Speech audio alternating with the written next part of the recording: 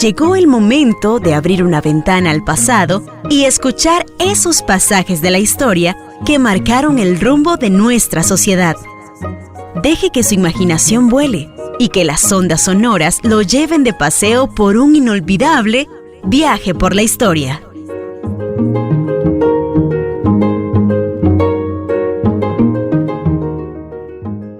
Cuando las comunidades antiguas, a la vuelta de miles de años, que llegaron a ser millones, porque hoy sabemos que los restos más antiguos hallados de seres humanos se pueden remontar a más de 7 millones de hombres, pero al mismo tiempo sabemos que de esos 7 millones, por lo menos 5 millones de años fueron fundamentalmente dominados por recolectores, que tal vez combinaron aspectos de caza y que ya los objetos de cacería, puntas de lanza, en piedra y en otros objetos que se han encontrado, son más recientes, de hace 2 millones para acá de años, y entonces ya tenemos una distancia donde fue dominante una actividad sobre otras, y a partir de allí, sin dejar de hacer una actividad, empezaban a desarrollar otras. Es decir, los cazadores no dejaban de ser recolectores, y cuando empiezan a aprender la pesca,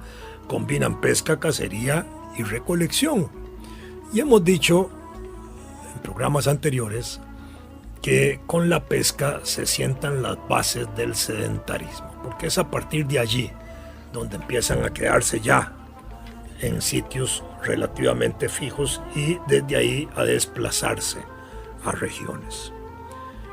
Ese desplazamiento, para ubicar otro elemento importante, hemos dicho fue abierto, se iba en direcciones abiertas, no se iba con rumbo fijo al principio, porque se iba detrás naturalmente de los alimentos y luego de los animales para poder vivir y sobrevivir, sobre todo por los periodos estacionales que cambian. Entonces eso va obligando a la gente a migrar, así como migran los animales. Esa situación particular de migración hizo que se dieran 2 procesos de carácter migratorio, procesos abiertos sin ruta indefinida, y eso es lo que va a permitir el poblamiento del mundo, del centro de África, para ponerlo así, hasta el Asia, hasta Europa, hasta América, porque los procesos migratorios pasan en América, allá por el estrecho de Bering, en la zona norte del continente, unas corrientes migratorias y otras, óiganse bien, por vía marítima. Van allá por África, pasan brincando un montón de islas que hay por ahí, se llama la Polinesia, la Melanesia y la Micronesia, y eso lo hacen a través de botes y de pequeñas embarcaciones, y llegan a la isla de Pascua, aquí en América, y de Pascua en línea recta hacia el continente americano, en ese caso aprovechando una corriente marítima que después fue estudiada por el gran científico Alejandro von Humboldt.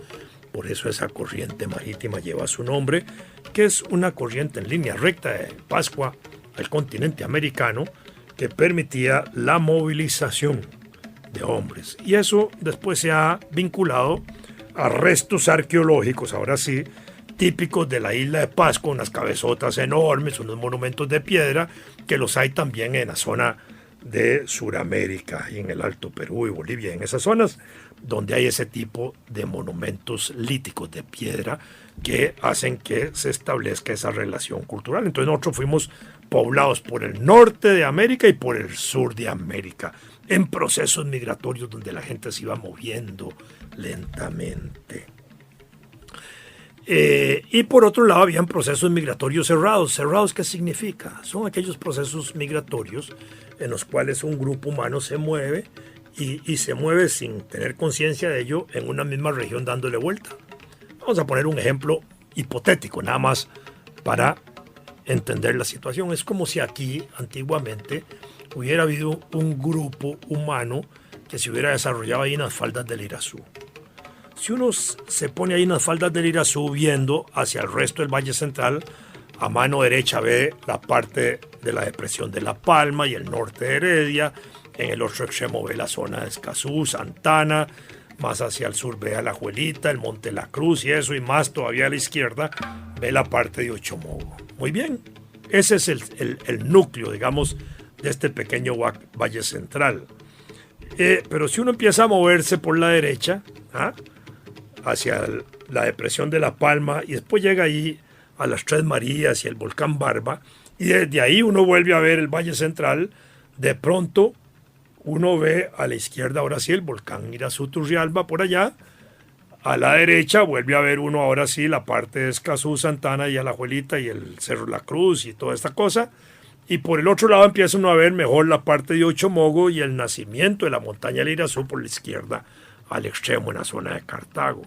Y si uno se sigue desplazando, dándole vuelta y llega a la zona de Alajuelita, de pronto ahí parado uno ahí en la parte esa de los altos de Alajuelita, ve al frente la majestuosidad del volcán Irazú y por otro lado las Tres Marías y su belleza y el volcán Puás y toda esa zona, y hacia la derecha vuelve a ver para allá y otra vez el camino abierto hacia Ochomogo, y ahí uno empieza a girar y girar y girar hasta que en algún momento uno reconoce que por aquí ha pasado, porque ve el mismo escenario geográfico. Y se pasa por otro lado y dice, pero si este paisaje yo lo he visto, y empieza uno a tener una conciencia de región. Y entonces se estacionan en una misma zona, en una misma región, entendiendo que en esa región, caminando, transitando, migrando, van adquiriendo los alimentos necesarios para la vida y la subsistencia. Entonces se produce una circulación, una migración circular cerrada, mientras que el otro proceso es abierto. El abierto es el que permite el desarrollo del poblamiento del mundo. Nosotros hoy somos resultado de esos procesos migratorios que dieron origen a la llegada de hombres a nuestras distintas tierras. Entonces, la agricultura en algún momento determinado va a fijar a los hombres. Muy bien, mientras no se han desarrollado como agricultores, son fundamentalmente migrantes y se van desplazando. Y en cada proceso de desplazamiento se va repitiendo el ciclo de recolección de caza y de pescadores de manera permanente y cada vez más aceleradamente. Si la época de los recolectores duró 5 millones de años y la época de los cazadores a partir de hace 2 millones de años, a medida que esos hombres se iban acercando a nuestro tiempo, esos procesos iban acelerando en el tiempo. No había que durar 5 millones de años en América para ser recolectores únicamente y desde hace 2 millones de años ser cazadores, sino que esos procesos se van achicando en el tiempo y se van acelerando. De manera que nuestras culturas antiguas como las llamamos ahora, y ahora se definen y se estudian desde esa dimensión. Para el caso costarricense se habla igualmente de las sociedades recolectoras, de las sociedades cazadoras, de las sociedades pescadoras, de las sociedades agricultoras, que son las que también permiten desarrollar aldeas, organización social, organización económica, organización política, organización espiritual religiosa.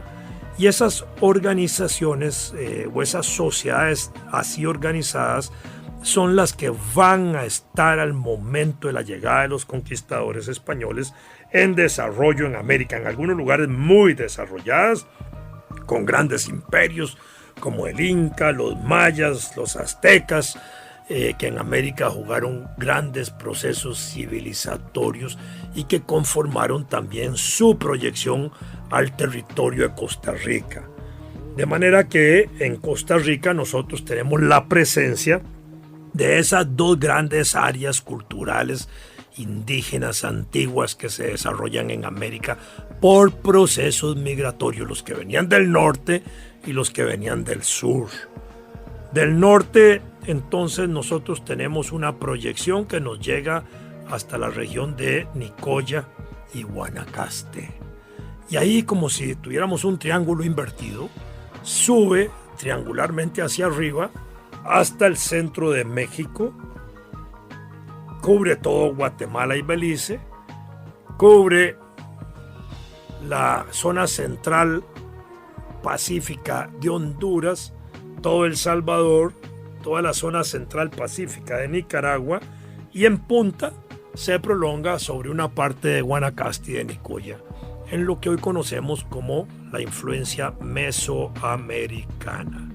Y el resto del territorio nacional, que no es Guanacaste y parte de Nicoya, corresponde a otro triángulo cuya base se encuentra en la zona norte de Sudamérica, Ecuador, Colombia y Venezuela, todo Panamá, todo el territorio de Costa Rica excepto Guanacaste y Nicoya, y en punta hacia arriba de ese triángulo el centro atlántico de Nicaragua y el centro atlántico de Honduras. Y así tenemos una área de influencia suramericana. Y en esas dos áreas de influencia suramericana tenemos rasgos y características que nos distinguen por procesos migratorios que han sido bien estudiados en Costa Rica para las culturas antiguas. Y sabemos entonces que venía gente del sur y gente del norte pasaban por Costa Rica en aquella época antes de que se constituyeran las sociedades sedentarias y los cacicazgos. ¿Y eso cómo se ha determinado? Por rasgos culturales, porque se han encontrado puntas de lanza especialmente que son típicas de la zona norte y otras puntas de lanza que son típicas de la zona sur de América. Cuando se encuentran en el territorio costarricense, esas tipas de puntas de lanza que se llaman Clovis o Folsom, se determina entonces que este era un lugar de paso de gente que venía de Sudamérica y gente que venía de Norteamérica, de sur a norte y de norte a sur. Y aquí dejaban las lanzas o las puntas de proyectil tratando de cazar animales. Incluso cuando se han encontrado restos de animales gigantes en Costa Rica, porque es una de las cosas más maravillosas que hemos encontrado en Costa Rica, donde aquí habían animales tan grandotes tipo mamuts, aves gigantescas que volaban ahí en Guanacaste, etc. Ahí en la zona ahí de Tibás, ahí se han encontrado esos restos gigantescos de esos animales tipos elefantes, donde una muela es tan grandota que es así como un balón casi, un poquitito más pequeño que un balón de fútbol, ¿verdad? Y que están ahí en el Museo Nacional a la vista de quienes quieran llegarlas a apreciar. Y ahí están los colmillos y están parte de esos restos arqueológicos y restos fósiles de los esqueletos de esos animales. Lo que no hemos encontrado todavía, lamentablemente, es restos humanos a la par de esos seres grandotes, porque nos hubiera dicho que habían muerto en combate ambos, ¿verdad? Pero al final de cuentas hemos encontrado esos armas con las cuales fueron muertos algunos de esos animales, esas puntas de lanza, y eso nos permite entonces entender que la región que hoy es Costa Rica fue una región de paso, una región de tránsito, una región de migrantes que libremente se movían de un lado a otro, buscando mejores condiciones de vida, buscando parajes, espacios para vivir y alimentarse y vivir mejor, y hasta llegar a sedentarizarse como llegaron a sedentarizarse. Entonces, en ese sentido, el territorio de lo que es hoy Costa Rica fue el resultado también de procesos migratorios antiguos, no solo modernos, antiguos, de culturas que venían del sur, de culturas que venían del norte, que fueron asentándose en nuestro territorio nacional en regiones que después se pueden separar. La región del norte de Costa Rica, lo que es Guanacaste y Nicoya, en una sola región de influencia mesoamericana, y el resto del territorio nacional que a la misma vez se divide en tres grandes regiones, lo que es el Valle Central, que se proyecta hasta Quepos, lo que es la región atlántica, Central Atlántica, y lo que es la región del Pacífico Sur. Y ahí tenemos ya las 4 grandes regiones de culturas o de regiones donde se desarrollaron de distinta manera las culturas aborígenes costarricenses antiguas. Y cada una de ellas también con sus particularidades y especificidades. Muchas de estas culturas antiguas se estudiaron originalmente por el análisis de los tipos cerámicos, por la forma como se hacía la cerámica. Eso fue un elemento muy importante. Más de 60,000 piezas indígenas de Costa Rica sirvieron para hacer esos estudios con antropólogos extraordinarios, Baudet, Northrop y otros que establecieron justamente periodizaciones, es decir, grandes periodos a partir de los cuales se pudo precisar que en la zona mesoamericana, Nicoya y Guanacaste, esos periodos eran cortos, de 300 años, que en esos 300 años la forma como se hacía la cerámica y los objetos cerámicos eran de determinadas características, y en la zona, el resto del país, esos periodos son más largos, son periodos en promedio como de 500 años. Y en cada periodo de estos, de 300 años en el norte o de 500 años en el resto del territorio, hay subperiodos o fases. Y en ese sentido, la arqueología nuestra y la antropología nuestra, pues al estudiar hallazgos arqueológicos, va determinando fases, periodos, etcétera, y sitios arqueológicos muy importantes que se ubican dentro de esas periodizaciones y esas fases para ir precisando y mejorando el conocimiento de nuestras culturas aborígenes antiguas. Al final, lo que tenemos es un país hoy que fue el resultado de procesos migratorios, de culturas aborígenes que finalmente se establecieron en el país y que a partir de ese establecimiento sedentario empezaron a desarrollar su propia vida, su propia comunidad, su propia experiencia organizativa, económica, social, política, cultural, que condujo al desarrollo de las sociedades aborígenes y sus sociedades cacicales y su federación de cacicazgos al momento de la llegada de los españoles. Y en ese sentido, con la llegada de los españoles, vamos a empezar a tener presencia migratoria diferente. De un lado, la presencia europea, por supuesto, en todas sus formas, no solo españoles. Después llegaron portugueses a América, ingleses a América, franceses a América, alemanes a América, y de las otras nacionalidades que lentamente empezaron a llegar al continente. Algunos dentro de ese proceso violento de dominación territorial y sometimiento de regiones y pueblos que constituyeron los imperios coloniales en América. España, más grandote, Portugal, Francia en el Caribe, Inglaterra en el Caribe, los holandeses en el Caribe, en fin, los ingleses en el norte también de América. España llegó a tener dominio de la Florida, Francia llegó a tener dominio de lo que es la Luisiana norteamericana. Después fueron territorios que los vendieron. Rusia llegó a tener el dominio de lo que es hoy Alaska, después se lo vendieron a Estados Unidos. Eran las proyecciones de esos procesos migratorios de tipo conquistador, colonizador, etcétera, dominador de regiones y de pueblos. Y así se fue conformando un mosaico de regiones, un mosaico que fue el resultado de procesos migratorios. Algunos que por sus características violentas, como fue el proceso de la conquista y de la colonia en América, transformaron las culturas aborígenes autóctonas en pueblos que resultaron, en el curso de esa dominación española, relativamente nuevos, entre comillas, resultado de esos procesos migratorios, por mezcla de sangres, blanco indígena, después por la traída de negros que los trajeron especialmente como esclavos, en el caso costarricense a partir de 1650 hasta en adelante, para trabajar en las plantaciones de cacao, donde se producen nuevas mezclas raciales de blanco con negros que produce mulatos, de negros con indios que produce zambos. Entre zambos, mulatos y mestizos empiezan a producirse coloraciones diferentes y composiciones sanguíneas diferentes. En algunos casos se llamaron tercerones o cuarterones por tener tercera o cuarta parte de sangre blanca, y así se empezaron a denominar, y en América colonial española llegaron a haber 16 grupos raciales diferentes. Entre ellos los pardos, que era una mezcla achocolatada, levemente achocolatada, de esas mezclas, que incluso llegaron a organizarse espacialmente en las ciudades.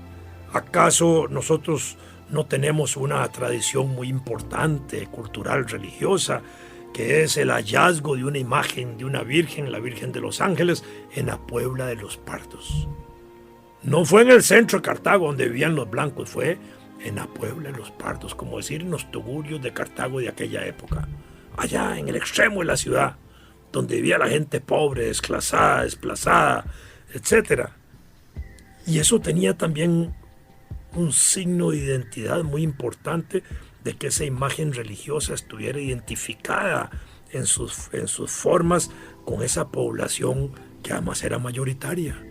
Y esas vírgenes, como la Virgen de los Ángeles en Costa Rica, surgen con las mismas características en todo el continente americano, como un elemento de integración del proceso colonizador y conquistador de España sobre América.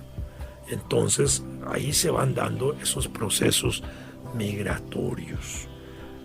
España estableció, con la dominación española, un dominio sobre todo el territorio americano, latinoamericano especialmente, desde México hasta Suramérica, exceptuando el Brasil, y dividió a medida que fue conociendo el territorio en regiones para su mejor administración y dominio de esas tierras y de los hombres que estaban en esas tierras en virreinatos. Primero dos, el de Nueva España o México, en el cual estuvimos siempre nosotros, y el de Colombia o Granada.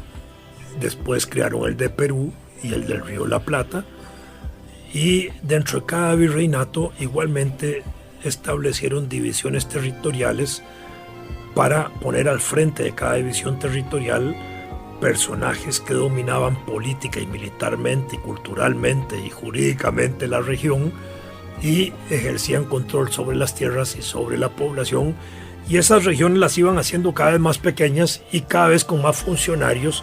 El aparato colonial español se iba multiplicando y de esa manera iban ejerciendo mayor control de tierras y de hombres, y al mismo tiempo iban estableciendo límites de lo que eran regiones naturales. Por ejemplo, la región indígena de Managua hasta Guanacaste y Nicoya era una sola región cultural. En esa época, la llegada de los españoles era una región habitada por los llamados nicaraos en Nicaragua y chorotegas, unos que estaban asentados desde Managua hasta Nicoya.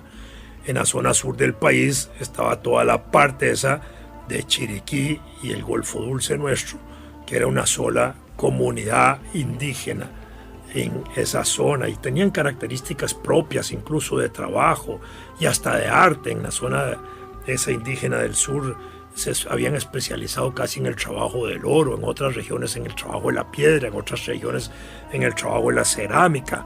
En algunos sitios donde había jade se especializaron en el jade. En Costa Rica no teníamos jade de manera natural y en abundancia. Hay algunas vetas de jade, pero no suficientes como para demostrar la cantidad de jade que se ha encontrado en Costa Rica. Entonces tenemos que el jade que se ha encontrado en Costa Rica fundamentalmente es probablemente el resultado de un intercambio comercial que se comerciaba por parte de las comunidades indígenas con el resto de Centroamérica por jade. ¿Alimentos? Tal vez sí, pero como son perecederos no tenemos cómo demostrar que alimentos de Costa Rica se encuentran en Nicaragua o en Honduras o en Guatemala. Cerámica también se pudo haber intercambiado por jade, pero no hemos encontrado importantes yacimientos de jade en Centroamérica que nos permitan demostrar que cerámica de Costa Rica se encuentra en esas regiones como resultado de un intercambio. Piedra, igual. Madera, igual. Se podían cambiar objetos de madera, tambores, sí, claro, pero no hemos encontrado eso. Entonces, ¿qué podríamos interpretar que el jade puede haber sido el resultado de un comercio? Y aquí viene la parte bonita de la cosa. El jade se asocia hoy a aspectos de carácter espiritual religiosos y rituales religiosos. Entonces uno podría pensar que la gente de Centroamérica antigua venía a Costa Rica a consultar chamanes, psicopompos, suquias, sacerdotes indígenas en sentido religioso y pagaban con jade. Para decirlo gráficamente, nosotros éramos como el Vaticano de aquella región.